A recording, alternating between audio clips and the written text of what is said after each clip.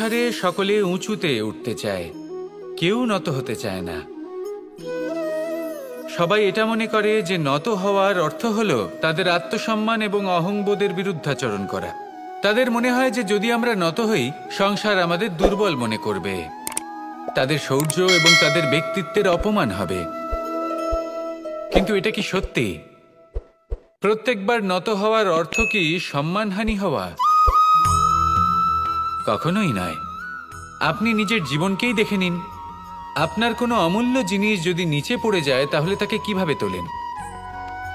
সেই বস্তুকে তোলার জন্য আপনাকে নত হতেই হবে। আপনি বড়দের আশীর্বাদ কিভাবে লাভ করেন? আপনি নত হয়ে তবেই তাদের আশীর্বাদ লাভ করতে পারেন, তাই না?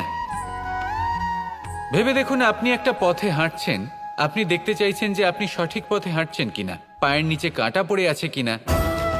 কিভাবে দেখবেন? আপনাকে সেই মাথা নত করেই দেখতে হবে। এর অর্থ কি? অর্থ খুব সহজ।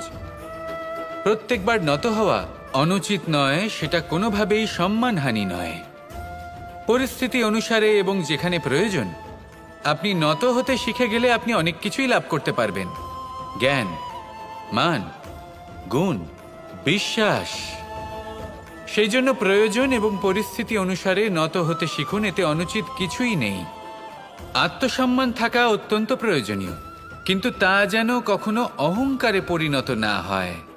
এই বিষয়ে অবশ্যই নজর রাখবেন এবং আমার সাথে ভালোবেসে বলবেন, রাধা রাধা। বিন্দু বিন্দু জলেই সাগর নির্মাণ হয়। এবার এই কথা আমরা সকলে জানি। আপনি কি এই কথাটা জানেন যে ছোট ছোট সুখের দ্বারাই বড় সুখ লাভ করা যায়? একজন বাবাকে দেখুন, সন্তানের জন্ম থেকে তার যুবক হওয়া পর্যন্ত তার সাথে ছোট ছোট সুখ যাপন করেন। এই ছোট ছোট সুখগুলি তাদের প্রেমের সম্পর্কে গভীরতা নিয়ে আসে এবং প্রেমের এই গভীরতা তাদের জীবনে বড় সুখ নিয়ে আসে। এটা ঠিক সেই রকম যেরকম বিশাল এক সমুদ্রে, গভীর এক সমুদ্রে অমূল্য রত্ন খুঁজে পাওয়া যায়। এটাও ঠিক সেই রকমই। সেই জন্য জীবনে বড় বড় সুখের খোঁজ করতে গিয়ে সময় নষ্ট করবেন না। এই যে ছোট ছোট সুখ আছে, এগুলোকে যাপন করা শুরু করুন, এগুলোর আনন্দ লাভ করুন, এগুলো নিয়ে উৎসব পালন করুন। প্রেমের গভীরতা বুঝুন আর এই গভীর প্রেমে মন নিমজ্জিত করুন। তারপরে দেখুন এই মন আর এই জীবন সুপ্রসন্ন হয়ে বলবে, রাধা রাধা। এই সংসারে যখন সাফল্যের পথে আপনি অগ্রসর হবেন, তখন আপনার পরিশ্রম, একাগ্রতা, সাহসের সাথে সাথে সমাজের মানসিকতাও সহ্য করতে হবে। প্রত্যেক ব্যক্তি কিছু না কিছু ভাবেন, কিছু না কিছু বলেন। কিছু মানুষ এমন আছেন যারা ভাববেন যে আপনি কিছুই করতে পারবেন না। তারা আপনার নিন্দা করবেন, আর এই নিন্দার কথা ভেবেই আমরা ভয়ভীত হয়ে পড়ি। সেই কারণে নিজেদের আশা, নিজেদের বিশ্বাস হারিয়ে ফেলি। এবার যদি সেই নিন্দার ভয়ে আমরা লক্ষ্যচ্যুত হই, তাহলে সেটা অনুচিত। সেই জন্য জীবনে শুধু পরিশ্রম করতে থাকুন, সামনে এগোতে থাকুন। যেই দিন আপনি আপনার লক্ষ্য লাভ করবেন, সেই প্রত্যেক ব্যক্তি যারা নিন্দা করছিলেন তাদের দৃষ্টি আপনা থেকেই পাল্টে যাবে, ঠিক কিনা? এই সংসারকে যা প্রাণ চায় তাই বলতে দিন। যদি আপনি কারোর কথা শুনতে চান, তাহলে নিজের অন্তরের কথা শুনুন, সেটাই আপনাকে উচিত পথে নিয়ে যাবে। সামনে অগ্রসর হতে থাকুন, পরিশ্রম করুন।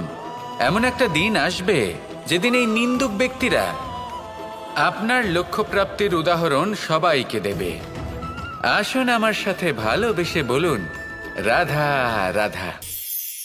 আমরা জীবনে চলতে চাই, সামনে এগোতে চাই, কিন্তু কখনো কখনো এমন হয় যে আমরা আমাদের লক্ষ্য দেখতেই পাই না। আমরা চিন্তিত হয়ে পড়ি, ব্যতীত হয়ে পড়ি, আমরা কিছু বুঝতেই পারি না। এই মন অশান্ত হয়ে যায়। কিন্তু যদি আপনি থেমে যান, তাহলে নিজের পথ এবং নিজের লক্ষ্য থেকে সরে যাবেন। সেই জন্য চলতে থাকুন, থামবেন না। যতদূর পারবেন চলতে থাকুন, যতদূর দৃষ্টি যাচ্ছে চলতে থাকুন। তারপরেই দেখবেন পরবর্তী পথ আপনা থেকেই আপনার সামনে আসবে। কারণ আপনার দৃষ্টির সীমা থাকতেই পারে, দৃষ্টিভঙ্গির সীমা নেই, আপনার পথের সীমারেখা থাকতেই পারে, কিন্তু সেই পথে চলার সাহসের সীমা নেই। সেই জন্য নিজেকে অসীমিত করে তুলুন। এই সীমারেখা আপনা থেকেই দূর হয়ে যাবে, লক্ষ্য নিজে থেকেই দেখতে পাবেন, আর এই মন সুপ্রসন্ন হয়ে বলবে, রাধা রাধা। মানুষ সবসময় চায় যে তার জীবনে যেন কখনো কোনো সমস্যাই না আসে। সে চায় তার জীবন যেন শুধুমাত্র শান্তি এবং সুখের দ্বারা পূর্ণ থাকে। কিন্তু এই চাহিদা অনুচিত কিছু নয়। আমরা সবাই এটাই চাই যে জীবনে সুখ থাক, শান্তি থাক। কিন্তু এই কথা সবসময় মনে রাখবেন, যে সূর্য উদিত হন সংসারকে প্রকাশমান করেন, দুপুরবেলায় সংসারকে রৌদ্র প্রদান করেন, সন্ধেবেলায় তাকেও অস্ত যেতে হয়। এবার আমাদের জীবন চক্র কিছুটা এরকমই। কোনো কিছুই চিরকাল একরকম থাকে না। কখনো এই নদীকে দেখুন, যা বয়ে চলেছে। এই নদী যা বয়ে চলেছে তার পথেও অনেক বিপদ আসে। বড় বড় পাথরের সম্মুখীন হয়ে তাকেও সামনে এগিয়ে যেতে হয়। একটি পুকুর যা চারদিক থেকে ঘেরা, তার জীবনে কিন্তু কোনো সমস্যা নেই। কিন্তু এই সংসারে পুকুরের পুজো করা হয় না, পুজো করা হয় নদীকে। মনে রাখবেন, সমস্যার ঊর্ধ্বে তিনি উঠতে পারেন যিনি সমাধি লাভ করেছেন, যিনি এই সংসারেই নেই। যিনি এই সংসারে আছেন এবং জীবিত আছেন, তার জীবনের সমস্যা হলো শ্বাসবায়ুর মতোই গুরুত্বপূর্ণ। আসুন আমার সাথে ভালোবেসে বলুন, রাধা রাধা। আমরা সবাই জীবনে সুখ লাভ করতে চাই। শুধু জীবনে কেন, জীবনের পরেও আমরা সুখ লাভ করতে চাই। আমরা সকলে স্বর্গের কামনা করি।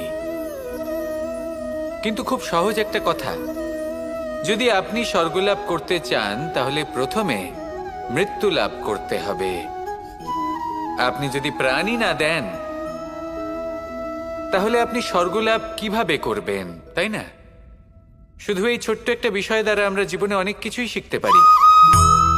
যদি আপনার কোনো লক্ষ্য থাকে, কোনো মনোবাঞ্ছিত স্থান থাকে, কোনো বড় কাজ আপনি করতে চান, তাহলে সেই সবই হবে। কিন্তু শুধুমাত্র কামনা করলে হবে না, আপনাকে কর্ম করতে হবে, নিরন্তর প্রয়াস, পরিশ্রম, পথ খুঁজতে হবে, সামনে অগ্রসর হতে হবে। কখনো অসফল হলে তার কারণ খুঁজতে হবে, বিপদের সম্মুখীন হতে হবে, অন্তর থেকে নিজের শক্তি বাড়িয়ে তুলতে হবে। তবেই আপনি নিজের লক্ষ্য লাভ করতে পারবেন, মনোবাঞ্ছিত স্থান পাবেন। মহান নদী গঙ্গা একটি বিন্দু দ্বারা শুরু হয়, ধীরে ধীরে অগ্রসর হয়। কোনো পাথরে ধাক্কা খেলেও সে থামে না, বরং এগোতেই থাকে। তারপরেই সে মহান নদী গঙ্গা হয়ে উঠতে পারে। পরিশ্রম করুন, লক্ষ্য লাভ করুন, আর আমার সাথে ভালোবেসে বলুন, রাধা রাধা। এই সংসারে জয়লাভ করার জন্য, সাফল্য লাভের জন্য শক্তি, ধৈর্য, সাহস, মিত্রদের সঙ্গ, এই সব ছাড়া আর কি আছে যা অত্যন্ত প্রয়োজনীয়? বিশ্বাস। সত্যি কথা বলতে এই বিশ্বাস অত্যন্ত অমূল্য, কিন্তু এটা দুদিক খোলা তলোয়ারের মতো। এটা আপনাকে বলশালীও করে তুলতে পারে, শক্তিশালীও করে তুলতে পারে, আবার দুর্বলও করে তুলতে পারে। কিভাবে?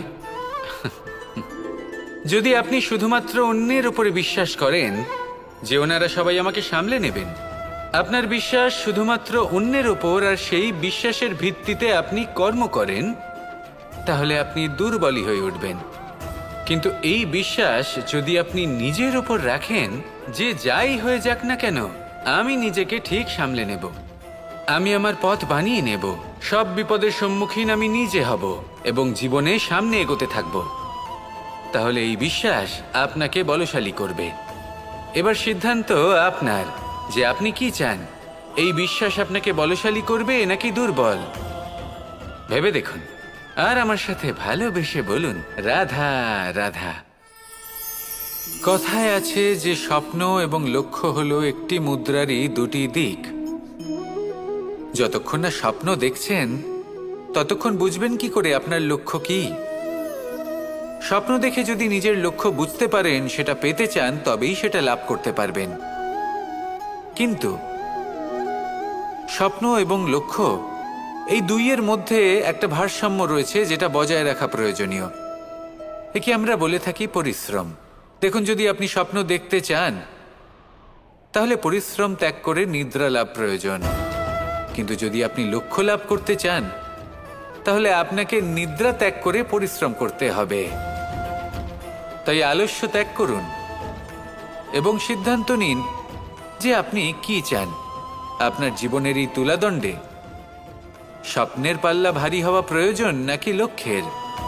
আমার মতে এই দুইয়ের মধ্যে যদি ভারসাম্য বজায় রাখেন, তবে পথ নিজে থেকেই সামনে আসবে। শুধু সেই পথে অগ্রসর হতে থাকুন এবং আমার সাথে ভালোবেসে বলুন, রাধা রাধা।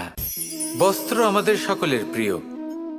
এটা আমাদের জীবনযাপনের জন্য প্রয়োজনীয়। আমরা সবসময় চেষ্টা করি সেই বস্ত্র পরতে যা পরলে আমাদের দেখতে ভালো লাগে। কিন্তু কখনো এই কথা ভেবে দেখেছেন যে কিছু বস্ত্র যদি স্বচ্ছ হয়, তাহলে তা পুরনো হলেও দেখতে ভালো লাগে? ঠিক তেমনই, যেমন কোনো খাবার যদি মশলাদার না হয়, অত্যন্ত সুস্বাদু নাও হয়, কিন্তু যদি তা গরম হয়, টাটকা হয়, তাহলে খেতে ভালোই লাগে। ঠিক সেইভাবেই যদি কোনো ব্যক্তি সুন্দর নাও হয়, কিন্তু তার কথা খুবই মধুর হয়, তাহলে সেই ব্যক্তি সকলের প্রিয় হয়। কোনো ব্যক্তি যদি ধনবান নাও হন, কিন্তু তিনি যদি গুণী হন, তাহলে এই সংসারে সম্মান লাভ করেন। সেই জন্য কখনো এই বিষয়ে দুঃখ পাবেন না যে আপনার কাছে ভৌতিক স্বাচ্ছন্দ্য নেই। আপনার কাছে সবথেকে বড় বস্তু, সবথেকে মূল্যবান বস্তু যেটা আছে, সেটা হলো আপনার আত্মা, আপনার মন, আপনার বিচারধারা, আপনার গুণ, আপনার কথা। এগুলো সবসময় শুভ রাখুন এবং সবসময় নিজের সাথে রাখুন। এই জীবন সফল হবে এবং প্রেমময় হয়ে বলে উঠবে, রাধা রাধা। ছোটবেলা থেকেই আমি গরু চড়িয়ে অভ্যস্ত, সেই জন্য সকলে আমাকে গোপাল নামে ডাকত।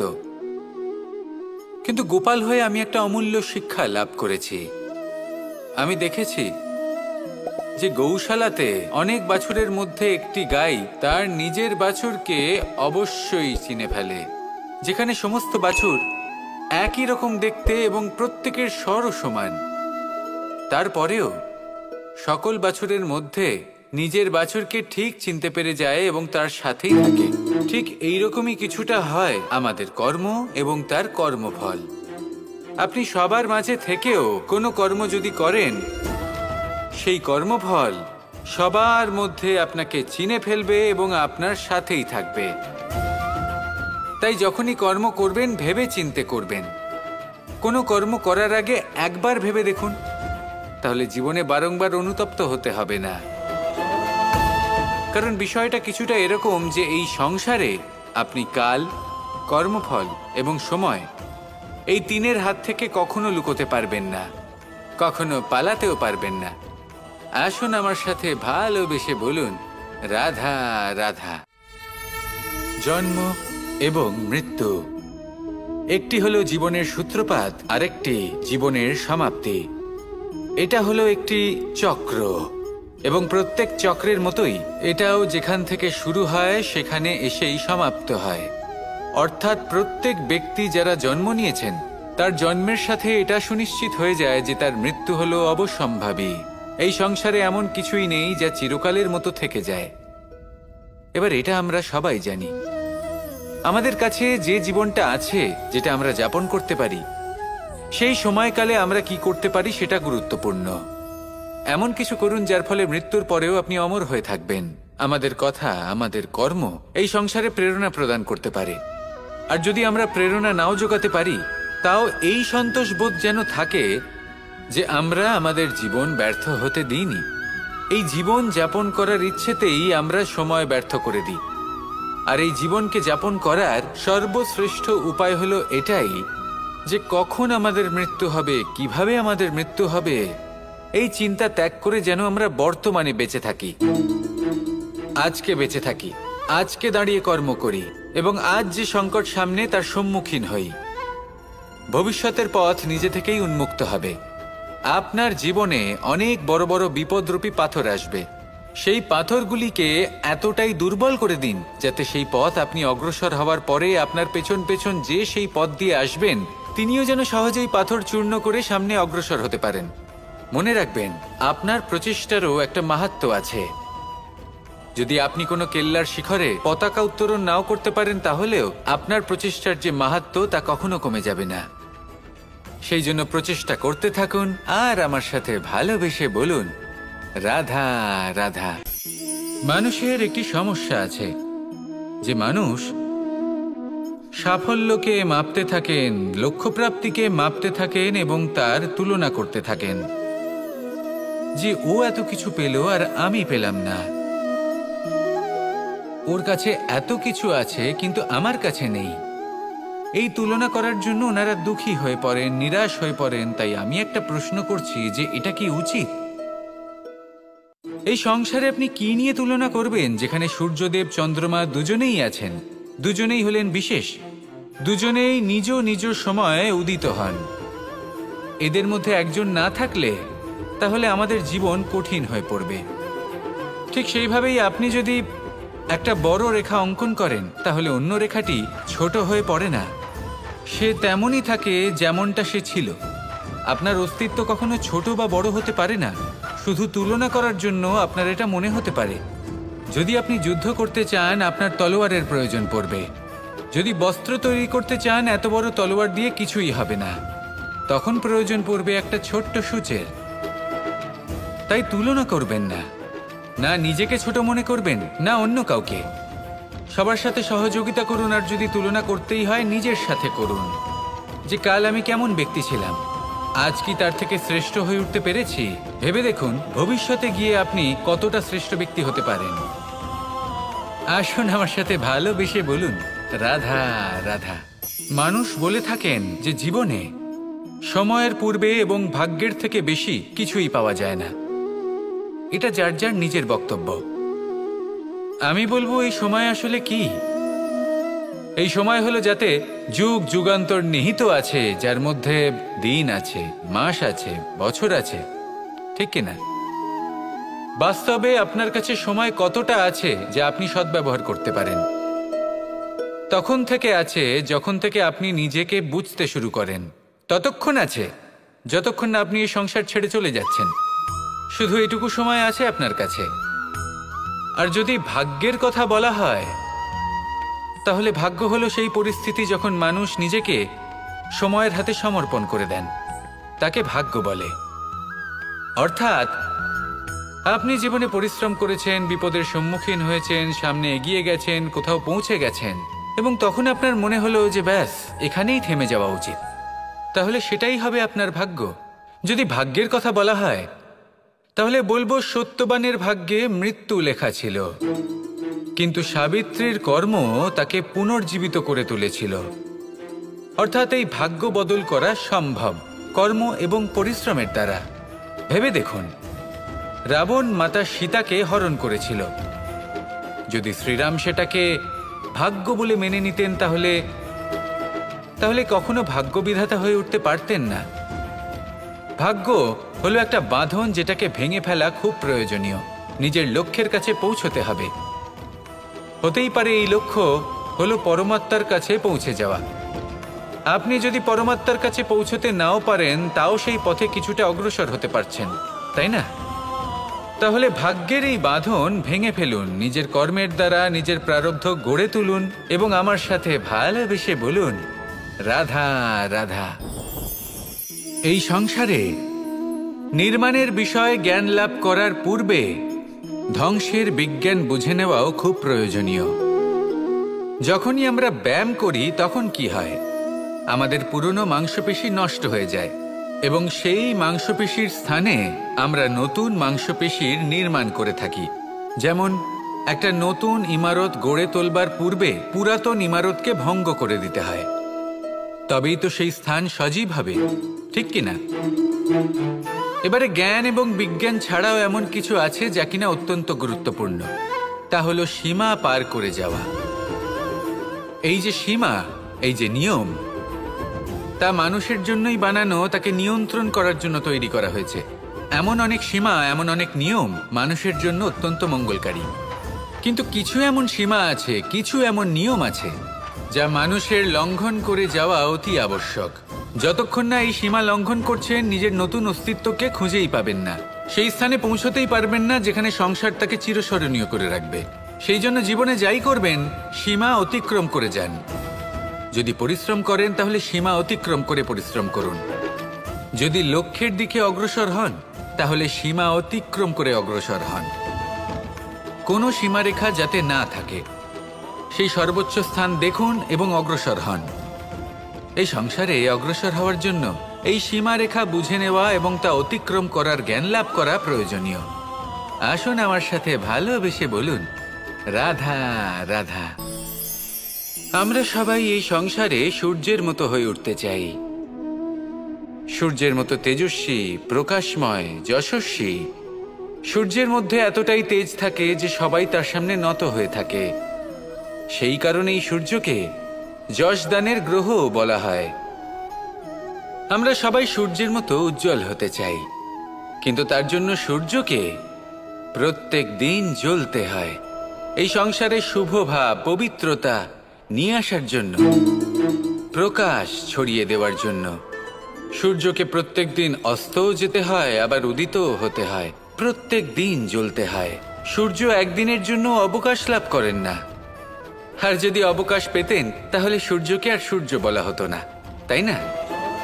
সেই জন্য আপনি যদি সূর্যের মতো হয়ে উঠতে চান, সেই রকম উজ্জ্বল হতে চান, তেজস্বী হতে চান, তাহলে সূর্যের মতো জ্বলতে হবে, অর্থাৎ অগাধ পরিশ্রম করতে হবে। আসুন আমার সাথে ভালোবেসে বলুন, রাধা রাধা।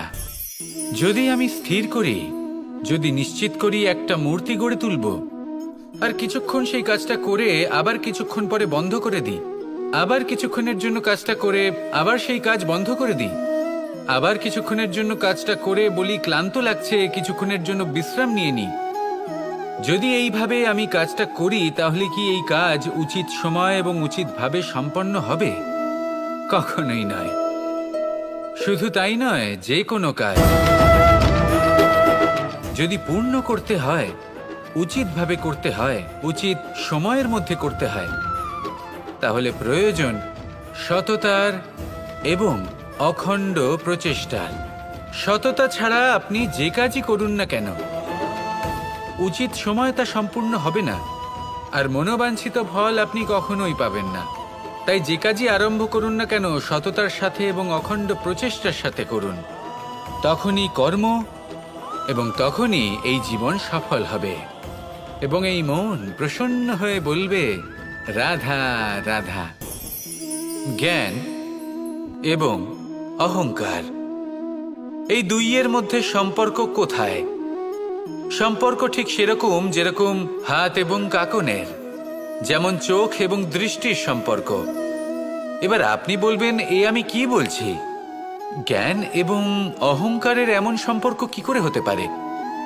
দেখুন, যে ব্যক্তি জ্ঞানী, যার কাছে জ্ঞান রয়েছে এবং তিনি জানেন যে তার কাছে জ্ঞান রয়েছে, তার মধ্যে নিজে থেকেই অহংবোধ জাগ্রত হয়।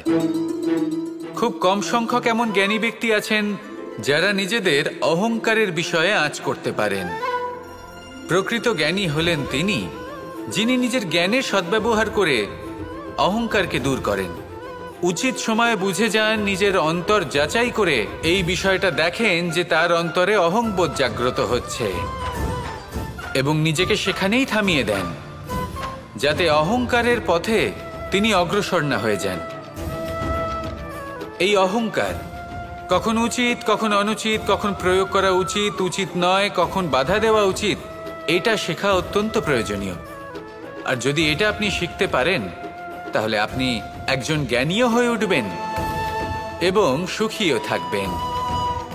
তাই মনে রাখবেন, এই জ্ঞান নিয়ে কখনোই অহংকার করবেন না, বরং সবসময় নিজের অহংবোধের বিষয়ে প্রকৃত ধারণা রাখবেন। আসুন আমার সাথে ভালোবেসে বলুন, রাধা রাধা। এই সংসারে সব থেকে বেশি কঠোর এবং বলশালী ধাতু হল লৌহ, অর্থাৎ লোহা। হয়তো সেই জন্যই সকল অস্ত্র, সকল শস্ত্র, সকল বাহন যখনই এদের নির্মাণ হয় তখন সবথেকে বেশি ব্যবহার এই লোহাকে করা হয়। এবার এই লোহার একটা বিশেষ গুণ রয়েছে, সেটা এটাই যে লোহাকে আপনি অন্য কোনো ধাতু দিয়ে কাটতে পারবেন না। লোহা দ্বারাই লোহাকে কাটা সম্ভব। এবার এটা কিভাবে সম্ভব? যে লোহাকে কাটতে হবে তাকে গরম করা হয়, যে লোহা দ্বারা কাটতে হবে সেটাকে ঠান্ডা রাখতে হয়। অর্থাৎ ঠান্ডা লোহা দ্বারা গরম লোহা কাটা হয়। এবার এই যুক্তি, তার প্রয়োগ আমাদের জীবনেও করা যেতে পারে।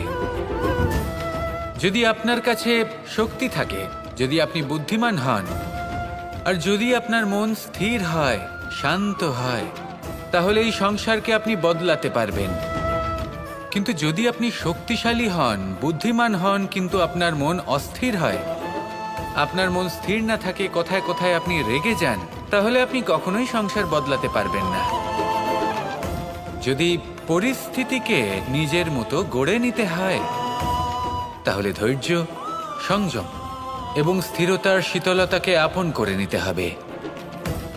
আসুন আমার সাথে ভালোবেসে বলুন, রাধা রাধা। এই সংসারে সবথেকে বেশি কোমল বস্তু হলো রেশম। এই রেশম এতটাই কোমল হয় যে এর পুরো একটা থান শুধুমাত্র একটা হাতে ধরা সম্ভব।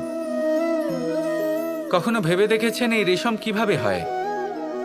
একটি কীট তার লালার দ্বারা উৎপন্ন হয়। এই কীট সেই রেশমকে পাক দিতে থাকে, পাক দিতেই থাকে, আর আস্তে আস্তে তার মধ্যেই জড়িয়ে পড়ে। শেষে ওর এই সুন্দর অমূল্য সৃষ্টি রেশমের এই সুতো, তার নির্মাণ কার্য পূর্ণ হয়। কিন্তু তাতেই ও নিজে বন্দী হয়ে যায়। নিজেরই মায়াজালের এই বন্দী গৃহে নিজেই ফেঁসে যায়। এবার এই সুতোকে ব্যবহারযোগ্য করে তোলার জন্য এই কীটগুলিকে এই কবচের সাথেই ফুটন্ত জলে ফেলে দেওয়া হয়। এই সংসারে যদি আমাদের স্বপ্ন এই সংসারের দুঃখ হরণ করার জন্য, এই সংসারে সুখ বিতরণ করার জন্য হয়, তবেই আমাদের প্রগতি সম্ভব। যদি আমাদের এই স্বপ্ন শুধুই আমাদের এবং আমাদের স্বার্থ সিদ্ধির জন্য হয়, তাহলে এই স্বপ্ন আমাদের অন্ধ করে দেবে, আমাদের অন্ধকারের পথে নিয়ে যাবে, আর আমরাও সেই কীটের মতো হয়ে যাব। নিজেদেরই মায়াজালে আমরা নিজেই ফেঁসে যাব, আর শেষে আমরা যদি কিছু লাভ করি তা হবে একাকিত্ব, অন্ধকারময় মৃত্যু। তাই স্বপ্ন অবশ্যই দেখুন, কিন্তু এমনভাবে স্বপ্ন দেখবেন না যে তার এই বন্দিগৃহে আপনি নিজেই ফেঁসে গেলেন। স্বপ্ন দেখুন পরোপকারের, পরমার্থের, সবাইকে উদ্ধারের, অন্ধকারের নয়। তবেই কল্যাণ হবে, আর তবেই এই হৃদয় প্রসন্ন হয়ে বলবে, রাধা রাধা। নন্দ বাবাও খেলার ছলে খুব বড় বড় শিক্ষা দিতেন। অনেকদিন আগেকার কথা, বাবা আমার জন্য একটা মানচিত্র নিয়ে এলেন। এটা ছিল জম্বুদ্বীপের মানচিত্র, ঠিক যেন একটা ধাঁধা, যা টুকরো টুকরো করে বিভিন্ন দিকে ছড়ানো, যেগুলোকে আমায় জুড়তে হতো। ব্যাস শুধু এটুকুই ছিল আমার কাজ। আমি বারবার প্রচেষ্টা করলাম, কিন্তু বারবার অসফলই রয়ে গেলাম। বাবা এটা দেখলেন এবং হাসলেন। বাবা বললেন, একটা কাজ করো, এই প্রত্যেকটি অংশকে উল্টে রাখো। আমিও উল্টে রাখলাম। তারপরে দেখলাম প্রত্যেক অংশে মানুষের শরীরের কোনো না কোনো অংশ চিহ্নিত। কোথাও হাত আছে, পা আছে, কোথাও মুখ আছে। বাবা বললেন যে এবার এটা জুড়তে চেষ্টা করো। আমিও জুড়ে দিলাম। মানুষের মানচিত্র পূর্ণ হলো। এবার বাবা বললেন, এটা উল্টে রাখো, মানচিত্র পূর্ণ আকার ধারণ করেছে। আমি বললাম, ঠিক আছে। আমি উল্টে রাখলাম, দেখলাম জম্বুদ্বীপের মানচিত্র পূর্ণ হয়েছে। বাবা বললেন, যদি দেশকে সফল করে তুলতে চাও, শক্তিশালী করতে চাও, স্থির বানাতে চাও, তাহলে সবার আগে দেশবাসীকে একত্রিত করতে শেখো। সকল সৈন্যগণ যখন একজোট হয়ে দাঁড়াবে, তখন দেশের শক্তি আরো বেড়ে যাবে। শুধু তাই নয়, বাবা বললেন, যদি ভালোবাসার সাথে জড়িয়ে পড়ো, তাহলে পরমাত্মাও তোমার সামনে এসে দেখা দেবেন। তাহলে এটাই করুন, আর আমার সাথে ভালোবেসে বলুন, রাধা রাধা।